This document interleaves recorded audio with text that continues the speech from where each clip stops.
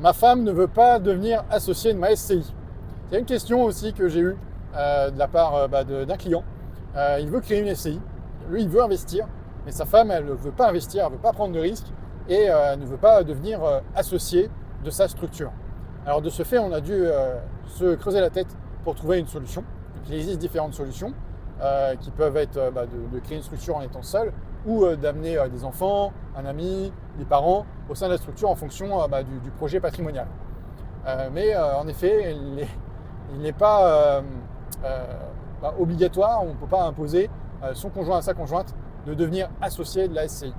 Sauf que, attention, si vous êtes marié sous le régime de la communauté d'Acquet et que les parts de la SCI ont été financées avec des revenus communs. Alors quand je dis revenus communs, c'est-à-dire qu'à partir du moment où vous êtes marié sous la communauté d'Acquet, les revenus de monsieur et de madame appartiennent à la communauté. C'est pas parce que c'est votre compte courant perso que c'est votre argent perso. Il appartient à la communauté.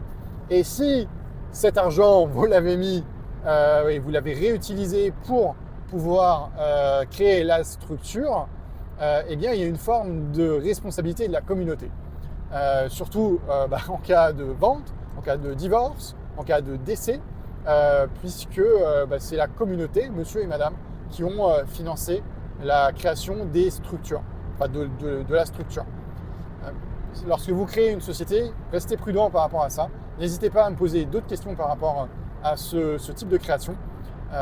Mettez vos questions en commentaire ou envoyez un message personnel. J'espère que cette vidéo vous a plu. N'hésitez pas à liker et à vous abonner à notre chaîne pour pouvoir recevoir d'autres vidéos. À bientôt!